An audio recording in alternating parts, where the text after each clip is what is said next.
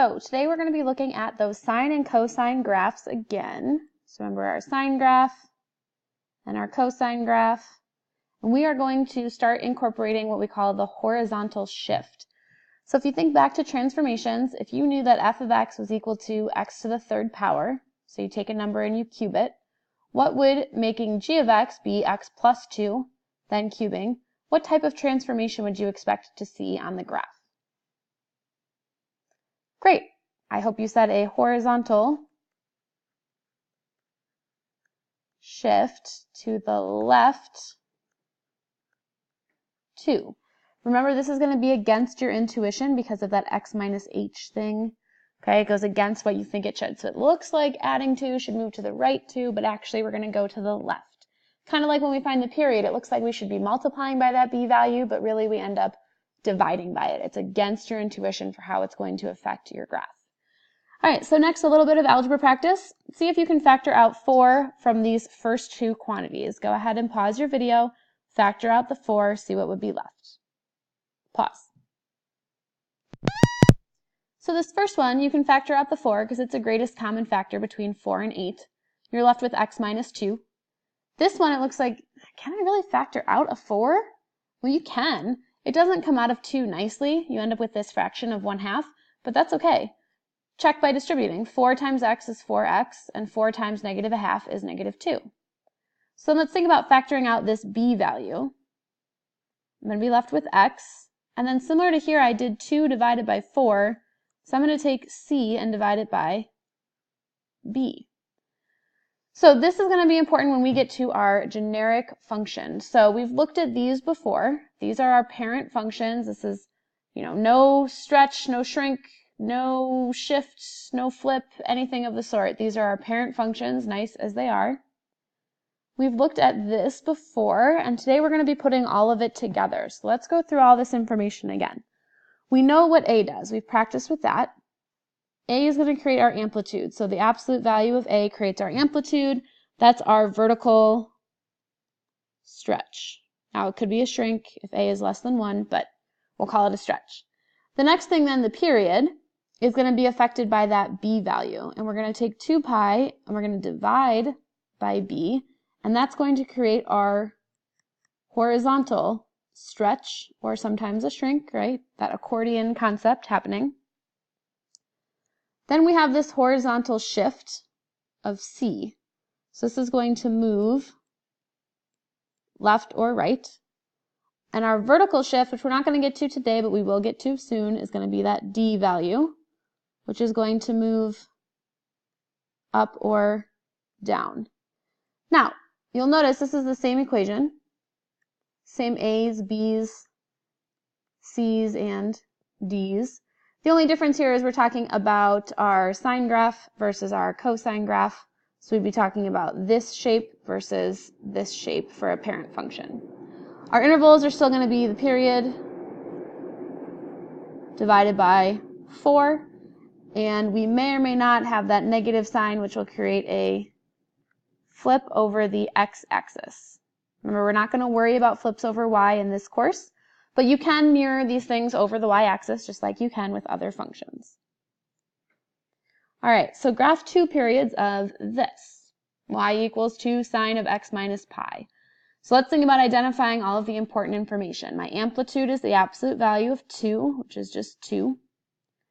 The period, I'm going to get that by finding the b value. And this isn't quite in that version of b times x minus c. So I'm going to see if I can factor anything out. Well, the only thing I can really factor out is a 1. And then I'm left still with x minus pi. All right, but that helps me to see it a little bit better. That's the reason why we're going to factor out that b value. So period's going to be 2 pi over 1, which is really just 2 pi. My horizontal shift, once it's in this factored form then, is going to be pi, and I'm going to go to the right pi. My intervals then are going to be the period, which was 2 pi, divided by 4, so counting by pi over 2's. All right, midline still hasn't changed. We're not going to get that till we get to that red plus d thing. Amplitude, 2. That's my vertical stretch. Now, this next thing has changed. I'm no longer starting at 0. My horizontal shift says to put my first tick mark at pi. Now, realistically, pi is anywhere to the right of 0. But I'd like for you to think a little bit about spacing. So let's maybe set up pi to be here. Okay? And now I need to count from pi. I need to count by pi over 2's. So I've determined this is where I'm starting, and I need to count by pi over 2's. Well, if this amount of space was pi, then about this amount of space will get me to 2 pi.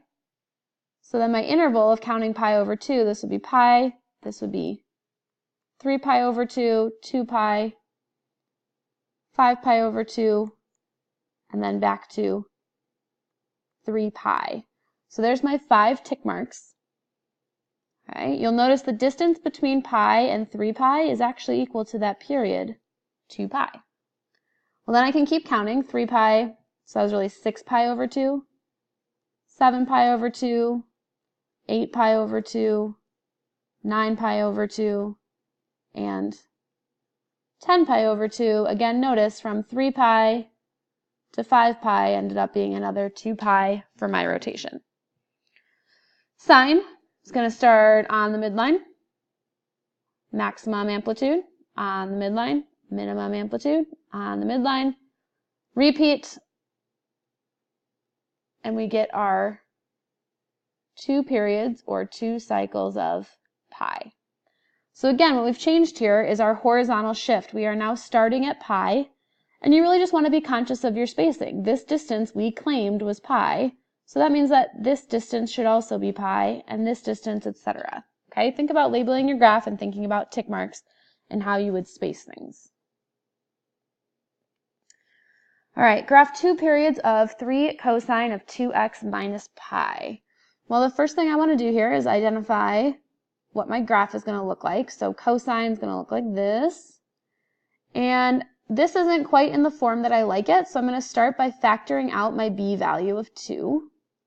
And if I take a 2 out of 2x, I'm left with just x minus, now this is going to become pi over 2. And so you can see why we practiced what we did in the first slide. So my amplitude, 3, because it's the absolute value of 3, that's all good.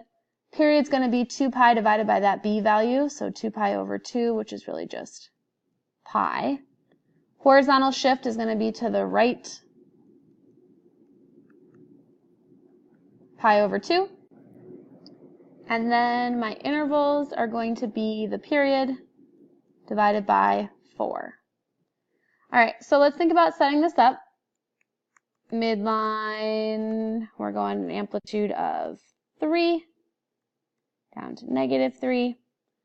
My horizontal shift is at pi over 2, so I'm just going to pick that pi over 2 is here to the right of 0, because, well, it is, but I'm choosing that it's this distance away.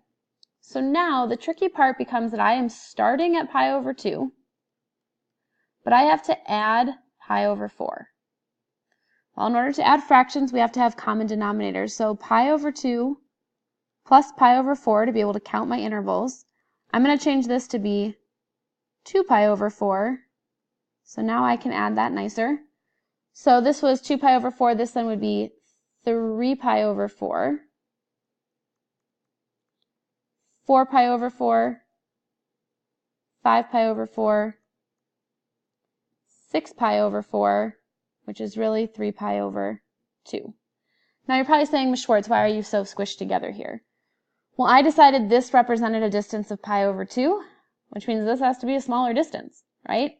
Or if this distance is pi over 2, then this distance is pi over 2. Think about spacing like you would for a science class. All right, so there's one rotation. This was 5, 6. This is 7. 8 pi over 2.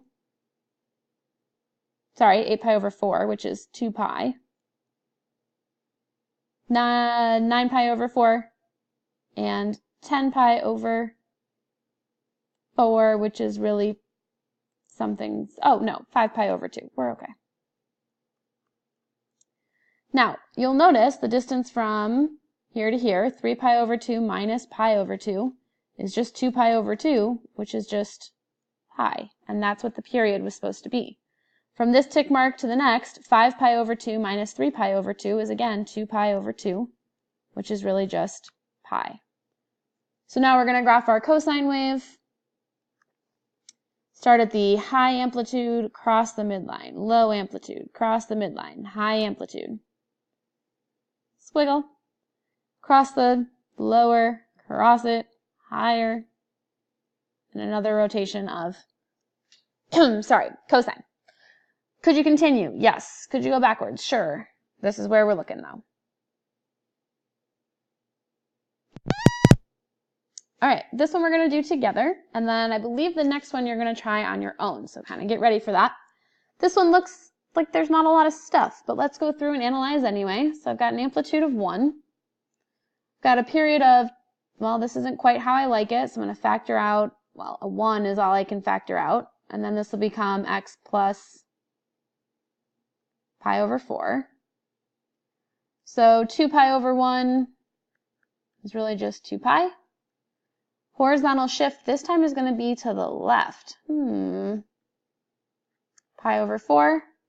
And my intervals are going to be the period divided by 4, which is really just pi over 2. Okay, midline. High amplitude, low amplitude. I know this is cosine, so it's going to look like that eventually. But now I need to go to the left pi over 4. Well, to the left would be negative pi over 4, so that's going to be on this side of the y-axis. So here's negative pi over 4, and I need to add to that my first interval of pi over 2. Well, this time I have pi over 4, and I need to add pi over 2, which could be viewed as 2 pi over 4. So, negative pi over 4, because I was to the left, plus 2 pi over 4 lands me at pi over 4. Well, this was the distance of pi over 4, so then this is a distance of pi over 4, and this total distance is pi over 2. Now I need to add another pi over 2. So I was at pi over 4, I'm going to add another 2 pi over 4, which now lands me at 3 pi over 4. So that was 1 pi over 2, this is adding another pi over 2, I'm going to add another pi over 2. And one more pi over 2. Well, this is looking pretty wide, but that's just because I picked this space. That's just what happened. So it says I'm supposed to graph 2 periods. I'm just going to graph 1 for time's sake and space sake. So here I started at the high amplitude, cross the midline, low amplitude, cross the midline, high amplitude. So a couple things to notice. This distance, 7 pi over 4 to negative pi over 4, is a total of 8 pi over 4, which is really just 2 pi. The other thing to notice is I didn't plot anything at 0. There is no tick mark here. So don't just put one there because the y-axis is there. You really got to think about counting with fractions and finding those common denominators. Now, should I have continued this out? Yes. If I continued it out, I would end up at 15 pi over 4. If you want to keep going and see what happens, you are more than welcome to do so. I'm going to help you out by factoring out this 3 for you so that things are in a little bit better of a setup.